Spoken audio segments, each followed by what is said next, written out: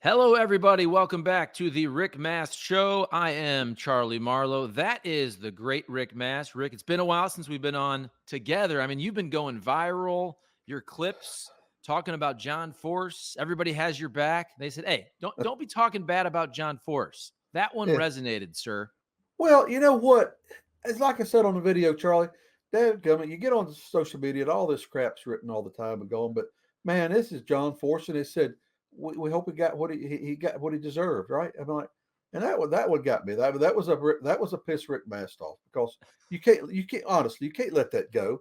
I mean, the guy's laying there fighting for his life, as we find out. He's got a head injury and all that's going on. You got these idiots saying that stuff. So I mean, it just felt like somebody had to stop that stuff or you know point it out how ridiculous it is and stupid. But it is social media, and I mean, we all know what that is, and it can be a very very fun thing, and it can be detrimental.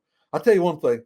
If I've said this a million times, Charlie, and you picked up on it, man, if we'd have had this thing in the '90s, oh my lord, with the personalities we had and the stuff that went on behind the scenes and all, and you'd have people that would get on social media and talk about it, right?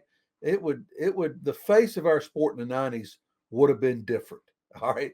I'm not gonna say it was gonna be better or if it had been worse, but it would have been different. It would have been a lot of stuff unveiled that people didn't know about, guys, and all good stuff, not bad stuff, and just funny stuff and stuff that went on. But we didn't have it, so it didn't matter. I'd have probably got my ass fired. I'd have probably been fired within 6 months, knowing me, getting on social media, something running my mouth, because I always tried to keep up with stuff.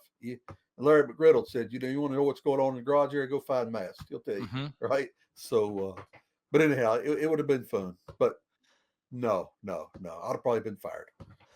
All right, let's talk about Nashville. My question is, I guess to start is how many cautions or restarts or overtimes is too many? This Yeah, this race kind of reminded me of, was it Coda last year where there were a yeah, million uh restarts at the end and overtimes? And to me, the overtimes are exciting every time they happen. I think the problem when you're watching on TV is that it takes 10 minutes, right? Every time they have to clean the track and kind of re-rack. So it lingers on and on and on.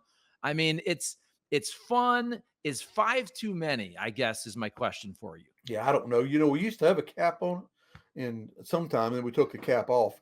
But I'm sitting there watching that thing as a fan, and I'm like, each time, and a little part of me here's the deal, Charlie. They would go back to green, and I'm like, for the fourth or fifth time or whatever, and I'm like, a little part of me like, all right, somebody wreck. I want to see this again.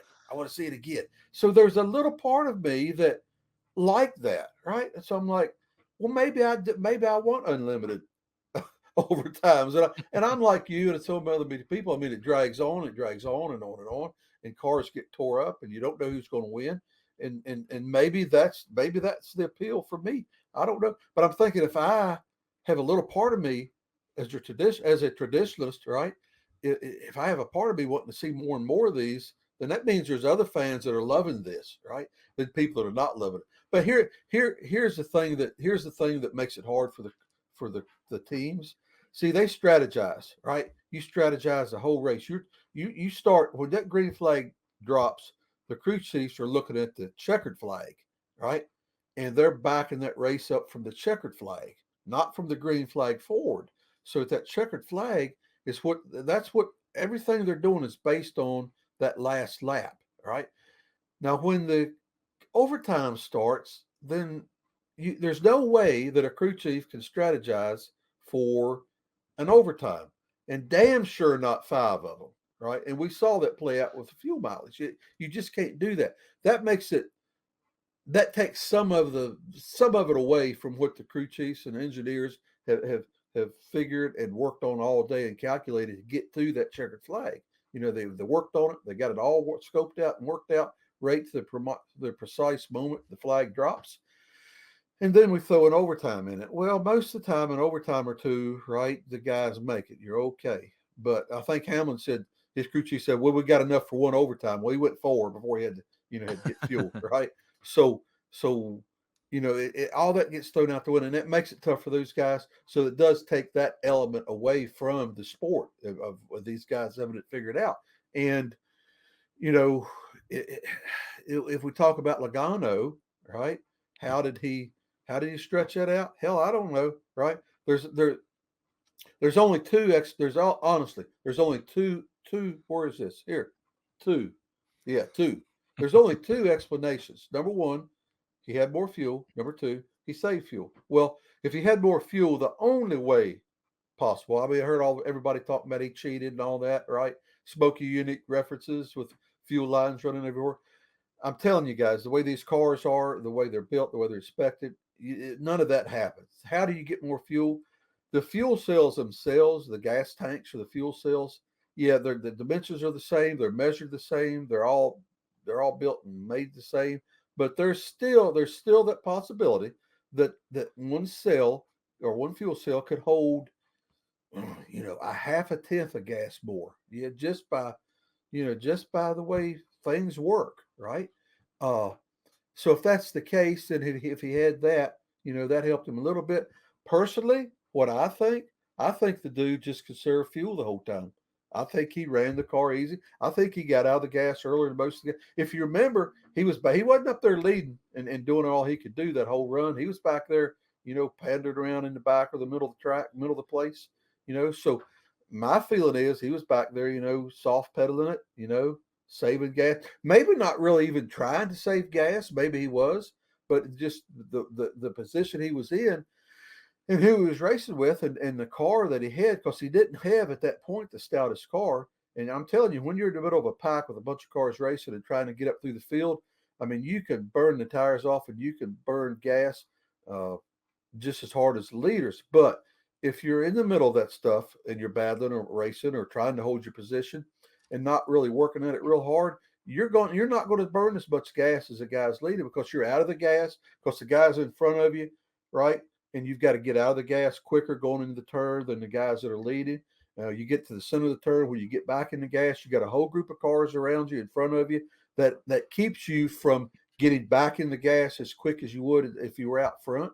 So he made that whole run doing that, and he may have even been he might have had a conscious effort of trying to save fuel also. I don't know, but anyhow, I think that's what went on. I mean, yeah, Yates Roush engines, Doug Yates and his motors, maybe a tick better fuel mileage, but if it was, he was the only Ford that had that like that, right? So that's my explanation, and I'm sticking to that.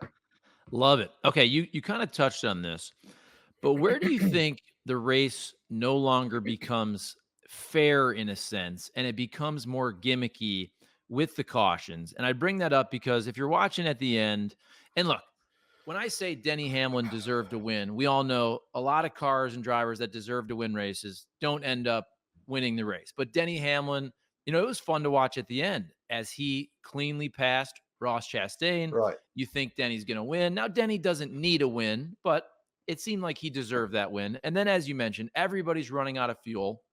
At the end there, you had chances for guys like Zane Smith or Ryan Preece to win a race and totally jumble up even more the playoff picture. So what do you think? Because I thought of baseball. You're a baseball guy. People complain about that ghost runner in the 10th inning. Now, I don't care about it as much, but people say, oh, it's too gimmicky. You put a runner on second base. At what point do you think it's no longer a fair race? Because as you said, all this strategy, the crew chiefs, fuel saving, it all goes out the window with 5 overtimes. And it kind of becomes more of a super speedway, in my opinion, because of luck. I mean that by luck, not wrecks, but luck. Yeah, no doubt. Especially on super speedways, just flat luck. That's all that is. But on these tracks like this, Charlie, it kind of goes back. All right, what are we trying to do? You got to get back to NASCAR and their thinking down in Daytona. What are we trying to do? And the media, the TV guys.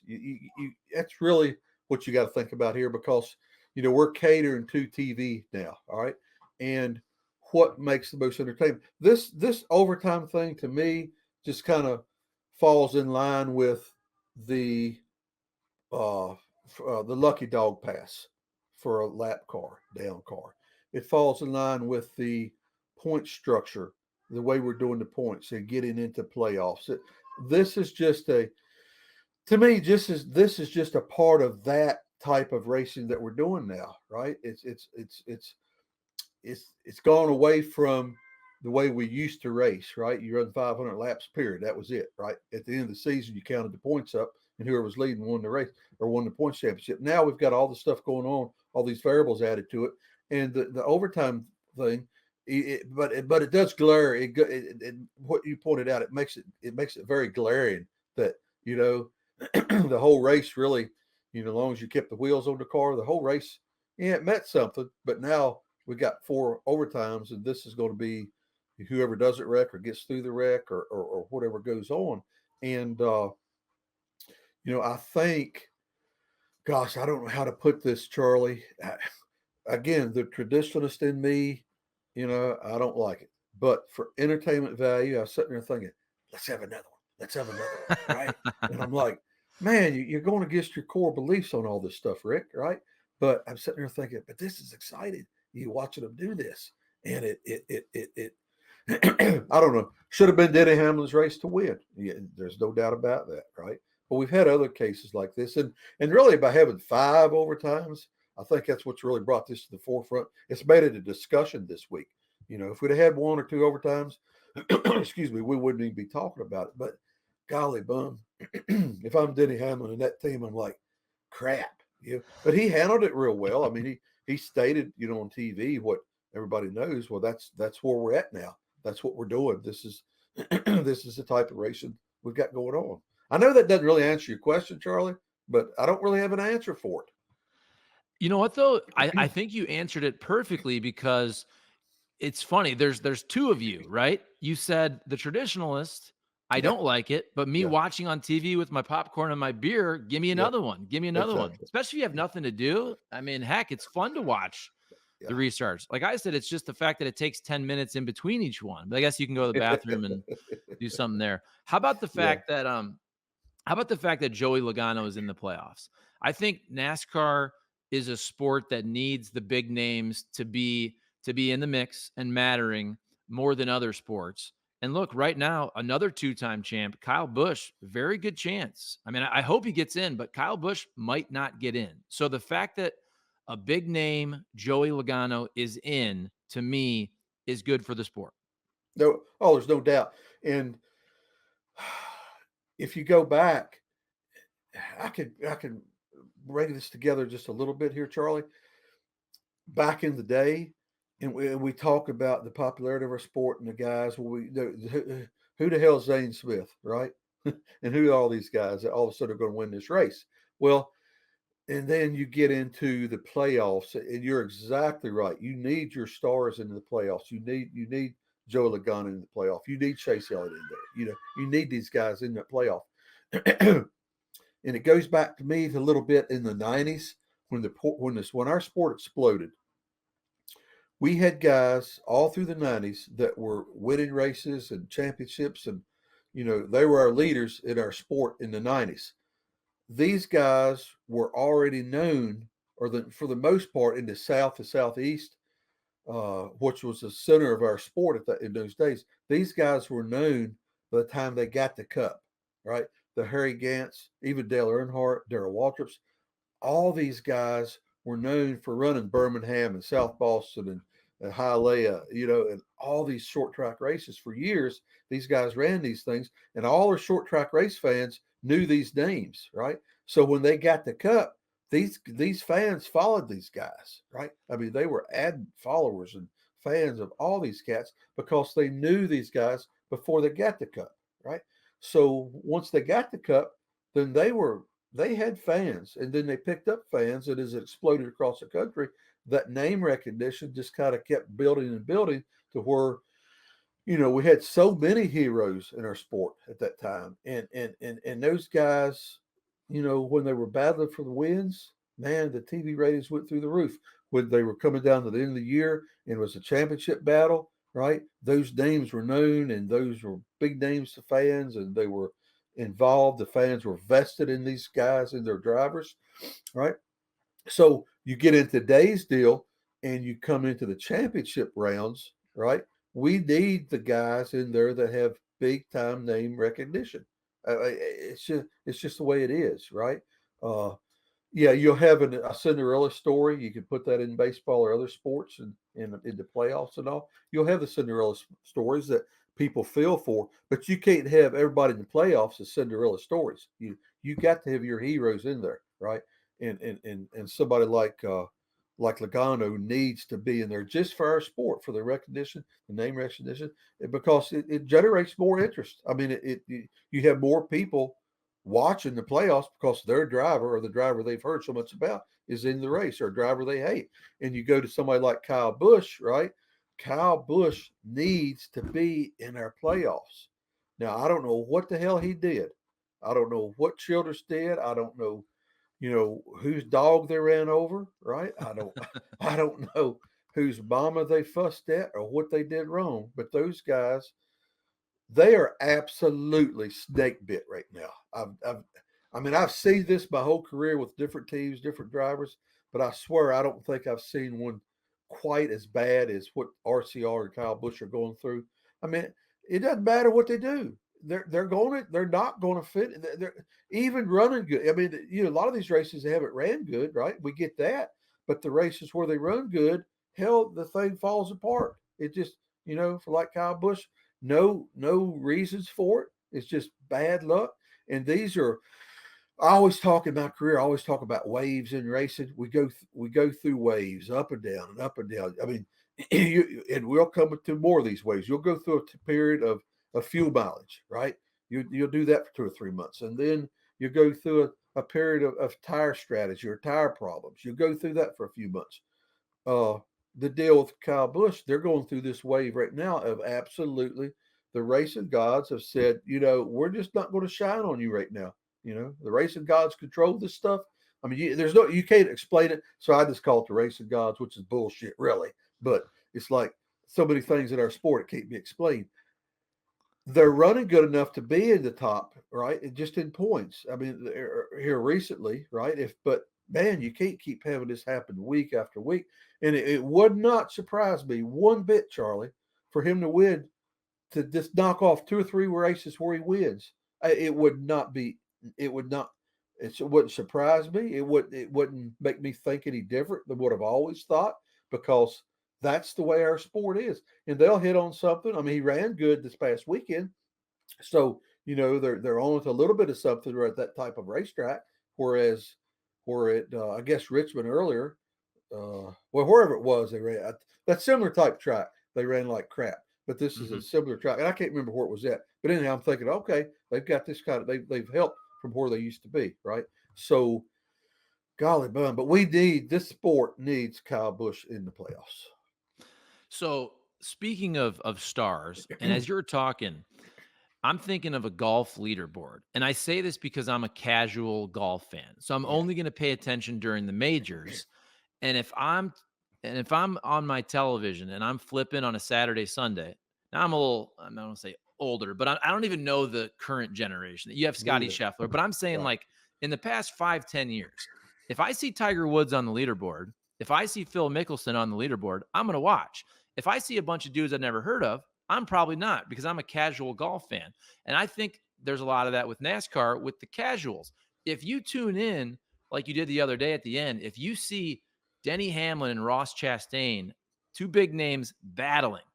And the reason I bring this up is another Denny Hamlin versus Kyle Busch, which seems like is happening every week, which is great for the sport. We know this has become a Hendrick versus Joe Gibbs season. Those guys are always fast. They're always getting into each other.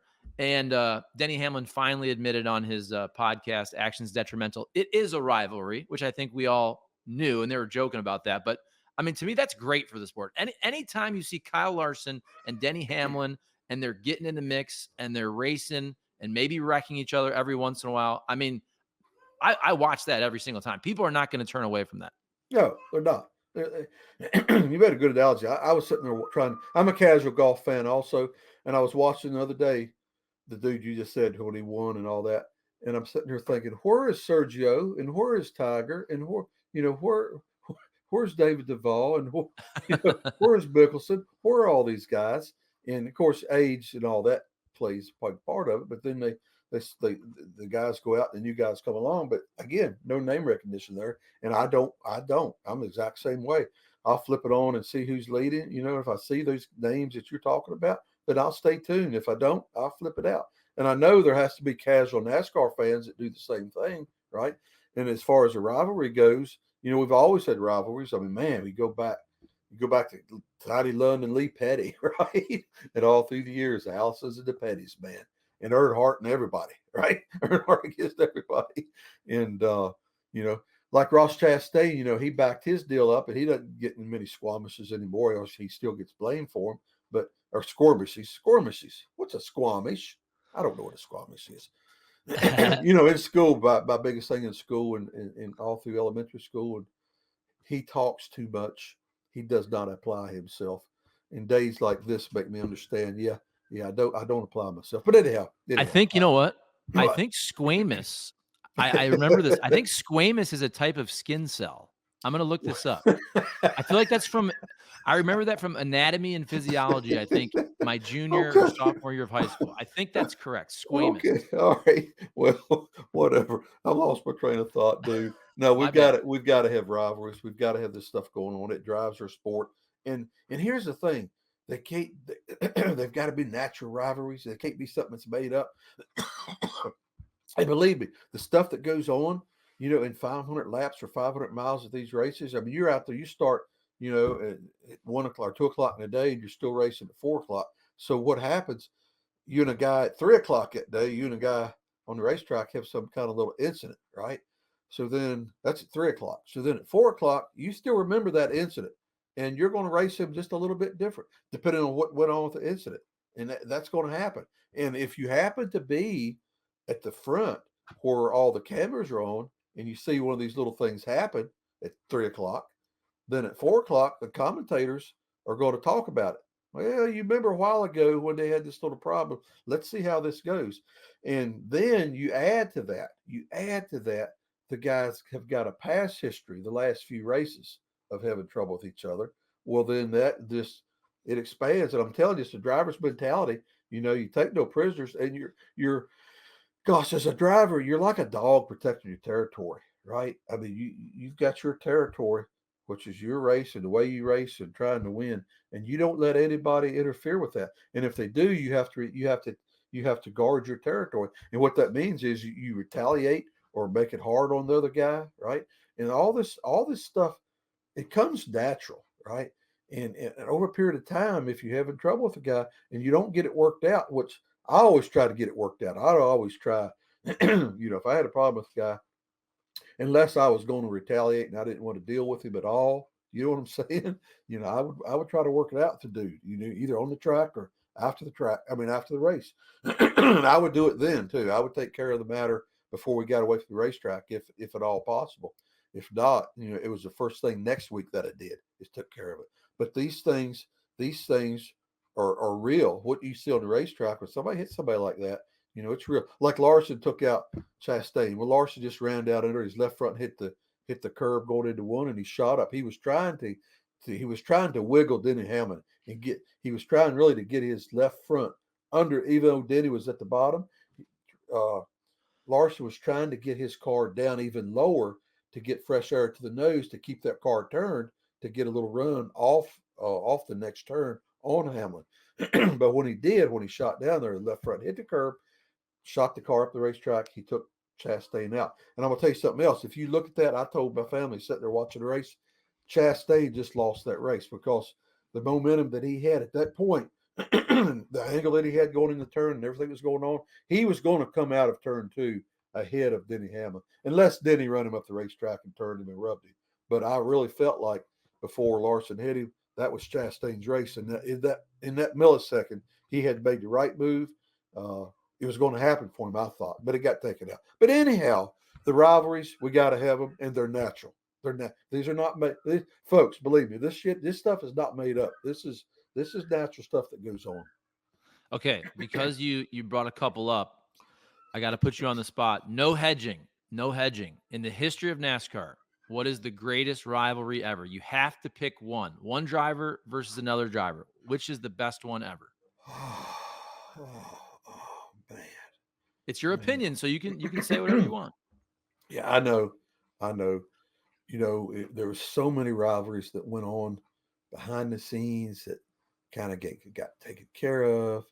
But the real bare bones rivalries that there really wasn't any talking out of it, and I have to go back to Bobby Allison and Richard Petty.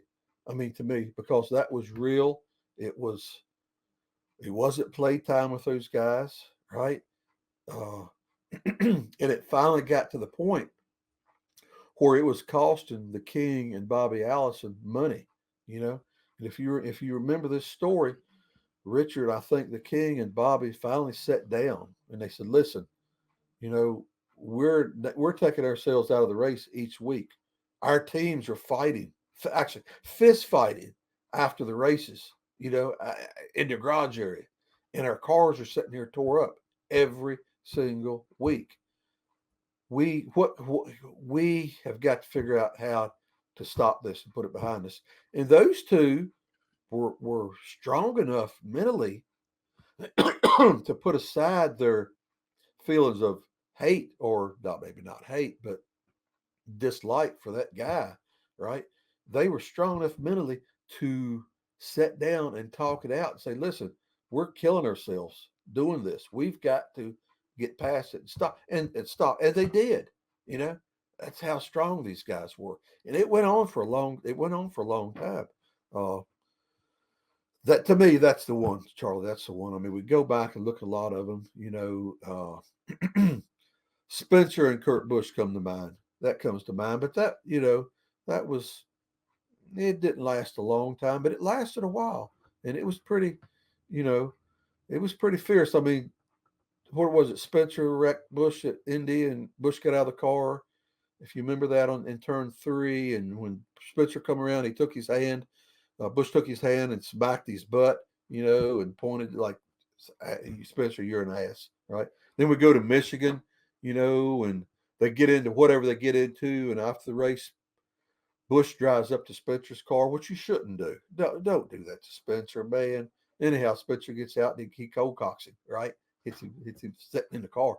So these things go on, but the actual rivalry for the longest period, and the one that impressed me, was the Petty Allison.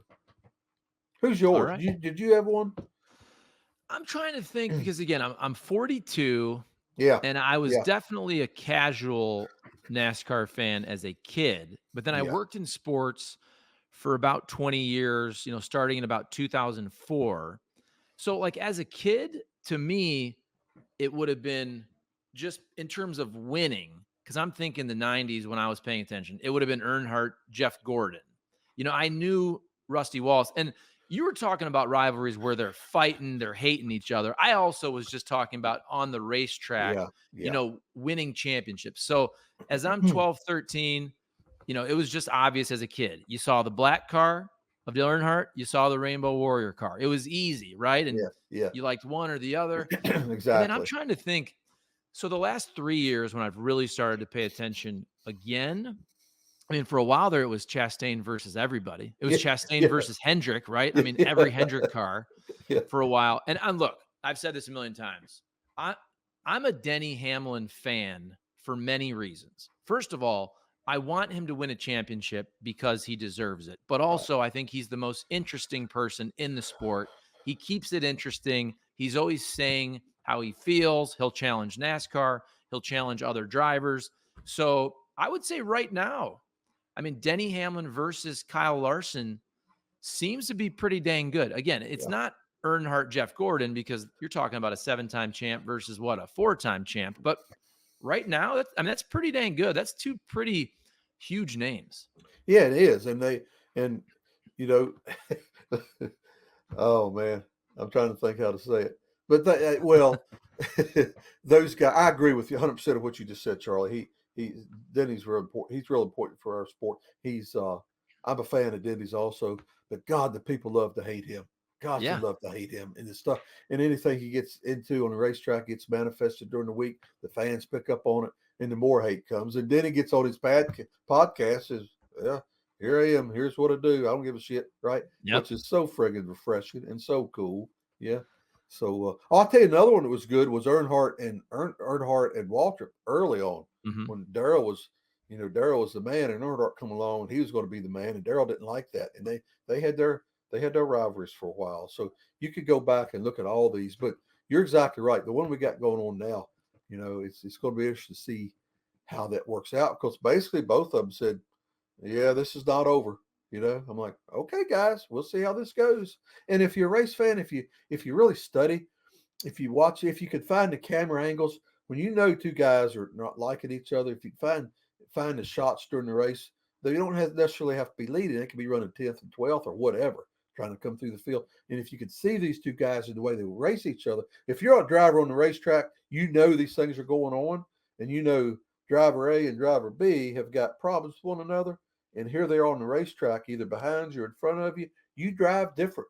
It's just like the thing that drivers don't like about restrictor plate racing. We as drivers know every driver out there, or at least we all did in my time, you knew this particular driver, if you came up on him to pass him, you knew don't get on his right rear going into turns, right? Because he's going to run you up. You can't do it. It's just a natural thing that he does. Or don't get under him. Or don't every driver you knew what situation not to get in with that driver. And it kept you out of trouble, right? And that's what you did. That's just the way it was.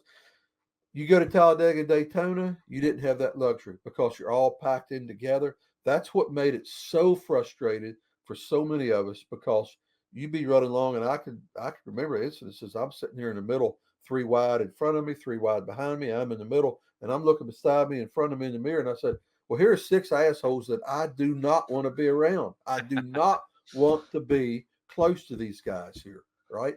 In any other racetrack, I would do what I had to do to get away from that, and I would get out of that situation.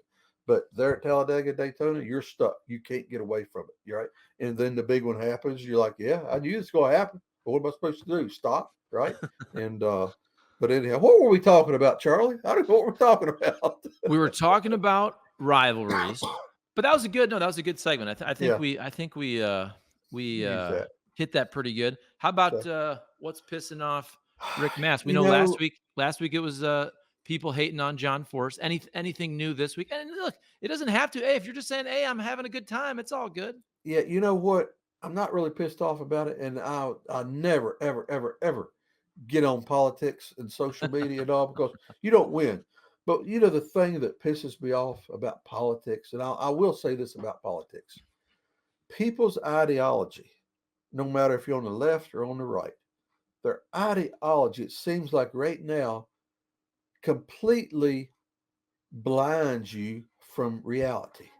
And I don't care what side of the fence you're on. If you're a Democrat or Republican, whatever your beliefs are, it seems like right now we're at the stage to where because I'm a Democrat or because I'm a Republican, this is what I believe and this is fact. When the actual facts are staring you in the face, telling you that's not a fact, but because your ideology has you blinded, you won't accept the facts. And I'm like, I never seen it like this before. Why it's like that? And I see it on both sides. So that it's really pissing me off and it's starting to concern me a little bit, Charlie. But that's a whole nother deal, the political deal in our country right now. Whew, Lord of mercy. But I'm glad I went into racing and not politics. Although politics are in racing, you do politics while you're in racing. But go ahead. Yeah. No, I'll tell you, I agree with you 100%. Here's where I think it's gotten really bad in the political realm. I always thought growing up, if you're going to be a Democrat or Republican, that's fine. It's all good. And look, I have tons of friends that are Democrats and Republicans. And I always looked at a political party, which now I don't want to be associated with either of them. Like, I don't even know why you want to attach your name Yeah, to other people or parties. That's how I right, feel now. right, But I always right, thought about it like this: if you're a Democrat or you're a Republican, you give your party the benefit of the doubt, and that's right, okay. You right. give that party the benefit of the doubt, but you should never ignore, as you said, the obvious facts of what your eyes are seeing. And I think what's different now is it's no longer the benefit of the doubt. It's it's outright lying or basically saying, "You know what? It doesn't matter. I'm going with my team no matter what. I Yeah, will lie for them. yeah. I will pretend." And it's like, it doesn't matter. my candidate is bad, but the other guy is worse. And so now it's no longer the benefit of the doubt. It's like it's outright lying and campaigning and just going out there and telling people that you're seeing something you're not seeing. Yeah. Yeah, you're exactly right. I mean, I guess we're on the same page politically then. Okay. Fans, we've never talked about politics. This is the first time Charlie and I ever talked about politics. And I'll be damned if we don't feel the same about all this stuff. I guess. That's right. And as you get older, Charlie, you'll start seeing more and more of it, right? Because I was never political. My dad wasn't political. Hell, I couldn't tell you who he voted for, right? Then I got family members are very political and on and on and on. But I'm like, man, you people just wake up and just golly bum. I mean, if 2 plus 2 equals 4, why in the hell are you arguing that guy on TV told me that 2 plus 2 equals 5? So by God, 2 plus 2 is equals 5. Yeah. Why? What in the hell kind of thing? But whatever. Yeah, I digress. It's crazy. It's crazy. How about we've already had some great stories. And any Rick Mast story time? Anything coming to mind? I got a bunch. I'm gonna tell you a deal one time. And this, if we go back in history, Charlie, I want to talk about the FBI. Okay, the SWAT team raiding a race team, and I was involved. If you can believe this crap. So, 1989, we go to Daytona with Travis Carter. Travis Carter, this story is well documented. Travis Carter, Hal Needham, Skull Bandit, Harry Gant, all that stuff. Skull pulled out at the end of '88 and went with Leo Jackson's team and Harry Gant. Travis Carter was left with a team, but with no sponsorship. I had won the. I was in the Busch class for the '89 deal. I drove for Travis in Daytona in '89. That's the race where everybody got to know me on national TV by leading with a white unsponsored Monte Carlo number 66. Right. Anyhow, we ran good, did all that. Well, a guy by the name of Bill Edwards.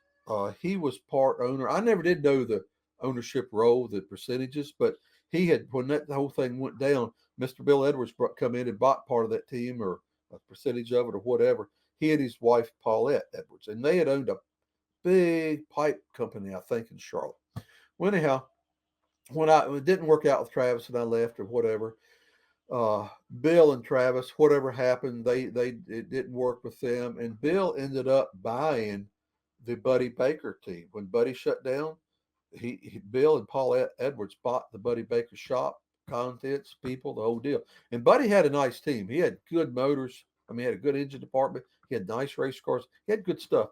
Well, this would have been in 1990. So when Bill bought this thing, Bill and Paulette, they called me about driving. And I'm still in Busch trying to get in the Cup. So we talked for, I don't know, maybe a month, right? Well, Bill and Paulette had gotten a sponsor lined up. And it's just, it was a record producer. I forget how it worked. He was a record producer. He was a Nashville dude, right? And I forget exactly what he was, but anyhow, he represented or is in charge of the label, or not in charge of the label, but anyhow, he was helping the label that handled different artists. And I remember Hank Williams Jr. was one of the artists, okay? And I go down there to Edward's shop one day, and I meet the dude. He's in there. In fact, they've set an office up in there for him. And Bill and Pauletta showed me the contracts. You know, they did a contract with me. We're going to start at July 4th race at Daytona and run the whole season out, man. And I'm like, I'm very excited. This is cool as hell, right? Because I knew the team was good. The cars were good. Bill and Paulette were wonderful people. They loved me, right? I like those guys. And I met this guy and I read all this. It's Warner Brothers. That's what it was. Warner Brothers. There's 2 or 3 contracts there with Warner Brothers. I looked at those things. Signed my contract with Bill and Paulette. They had signed a contract with these people. So we're going to go to July 4th race. Daytona's going to be the first race. I've got a plane ticket to fly from home on Wednesday. I'm going to leave Wednesday. I forget what the deal is when we race or whatever because of practice and qualifying. It's different in those days, man. We spent a lot of time at the tracks before. You know, we'd practice 2 or 3 days and all that. But anyhow, so I'm going to leave like at 5 that evening to fly out. Well, about probably 3 o'clock, just a few moments before I'm leaving the house, the phone rings. And it's Miss Edwards, it's Paulette. And she said, Rick. I said, yes, Paulette. Hey, Paulette, have you left yet? I said, no, I haven't. She said, oh, thank God. And she just broke down crying, right? She was hysterical upset. I'm like, I finally got her calmed down. I said, Paulette, what's going on? She said, Rick, you ain't going to believe it. I said, what? She said, the FBI and the SWAT teams here in here got us all surrounded. We can't go anywhere. I said, what do you mean you can't go anywhere? They've got us surrounded. I said, what? Anyhow, it turns out this guy, right? He was on the FBI, or she told me, the FBI top 20 most wanted list, right? And they came in there to get this dude, right? And she said that he got tipped off because an hour before the SWAT team and FBI got there, he left. He just left because he was going to be with them and they were going to fly together or whatever to the racetrack. And he left it to say bye to anybody, and they wondered where he went. Next thing they knew, the whole damn compound is surrounded by FBI agents and the SWAT team. And I'm like, what in the world? What? I mean, how do you make this stuff up? Now, I never did figure out, Charlie, exactly what his angle was or what his scheme was. I mean, he's the one supposed to be giving the team money or through his company or whatnot, which all that was fictitious. But I never did. They had 3 or 4 different angles, and I forget what it was. Bless Bill Edwards, he's gone now, and Paulette, their daughter and son are still here in Charlotte. And I need to call those guys up and relive that sometime. But that was and when that happened, it took. Here's the saddest part: when that happened, man, it took all the wind out of Bill and Paulette's sails because they were really, really, really big time race fans. They loved the sport. They'd have been great for the sport. They were wonderful people. They both would have been good for our sport. And when that happened to them, it's like, it just took all the wind out of their sails and they were done, right? And they never did do anything with it. And that was such a shame. But that was a big time letdown for me because that was 1990. That's when, I was trying to still get in Cup. They kept telling me I was too young and all that stuff was going on. And I was fledging with my Bush team, trying to take 2 nickels, rub together, and make $1, right? And so it was a very important time in my life. And it really, it impacted me a lot at the moment. But, I learned like so much in racing, you can't hold on to those things, man. You let them go. And let me tell you something else, Charlie. Maybe that was in 1990, maybe 2010, 12, 20 some years later. Here in Rockbridge County, where I live, we have the Rockbridge County Fair, dude, every year, right? And they hold it at the Virginia Horse Center, which is where we used to hold the Rick Mast Classic Concert, which would be a day before the Rick Mast Classic Golf Classic, right? Okay. But we'll talk about those years sometime. We'll talk about all that and the good that came out of those deals. We did that for a decade. But anyhow, I go up and I go to the corn dog stand or the hot dog stand. Right? I get me a corn dog and a hot dog, and I give the guy the money. And I turn around to walk, and I walk away, and I walk about maybe 10 or 15 steps, and I stop. And I turn back around, and I look, and I walk around, and I get close, and I look at this dude. I'm like, I know this guy from somewhere, right? And I couldn't place it. So went on. That night laying in bed, I laid down. I said, that was that son of a bitch I met at Buddy Baker's shop that day. I know. I told my wife, I said, that's the guy. I know that's the guy I met. I know it's him. Now, whether it was or not, I don't know. But I only met the dude one time at the shop. But that picture was great in my mind. And I swear I think he sold me a corn dog, Charlie, 25 years later. I swear he did. But anyhow. That's awesome. All right. So NASCAR moving from Nashville to the Chicago street course. So I want your take on that race. You can also, if you want to just get into street course racing in general. I remember last year, so 4th of July weekend, I was at my parents' and I'm watching that. And if you remember, there was so much rain. It seemed like for a while that it was going to be a disaster, right? Like they couldn't even do the pre-race any of the pageantry. They did it inside, right? They had the national anthem inside because it's raining out. But then, man, once it cleared and it was shortened, but man, it was a really fun, entertaining race. It was cool. It was different. And SVG comes out of nowhere in a way to win it. I thought it was awesome. So what'd you think of that? And then going back and just the whole deal. Yeah, what saved him last year, Charlie, was SVG winning. I think. I mean that became the storyline, right? When he kicked everybody's butt. Now, yeah, the tire deal made that happen. But he still had to have the abilities to drive that car and do what he did, because it was, it was such a letdown up to that point. I mean, the whole weekend was a letdown up until that point, and it seemed like that overrode all the things that went on. And what was a letdown was the weather. I mean, those guys, they had so much stuff scheduled. They had so much extracurricular activities around that event that nobody got to partake in or enjoy, right? And that was going to be, it was going to be to me, it was going to be probably more the spectacle than the race. That's the way I went into it last year thinking about it, because I'd read all the pre-race stuff, the pre-race hype, and all the activities they had going on. I'm like, okay, we're going to have a spectacle here, and let's hope that the race is good. Well, what happened? They had no pre-race spectacle because the rain took them out of that, and the race ended up being good, man. Right? It was a lot because of SVG, right, or whatever it is, and I thought that was cool. Now this year, it looks like the weather's going to be good, so we're going to get the compliment. We're going to get the whole complement of everything, and the hope is that the race itself, or on dry conditions, that it's an entertaining race. We don't want, so many of these street courses, and we look at IndyCar, we look at F1. So many of these street courses are just friggin' terrible, right? I mean, they're just awful. I mean, the worst race in the world has got to be F1 Monaco. Can there be a worse race in this world than F1 Monaco? Hell, that little hairpin turn, the cars are so long now. Another inch or two of length, they're going to have to stop, put them in reverse, and make the turn, because they can't even get around the turn now. But anyhow, I digress again. We don't, and they built the track with, what is it, 2 or 3 designated passing zones, which most street courses don't do that, right? But they were smart enough in their wisdom to design that in this course. So, I just want to see a good race. I want to see passing. I don't want to see follow the friggin' leader all day like street coursing is. Excuse me, getting excited here now. and that's what happens when you turn on so many of these street courses and other forms of racing.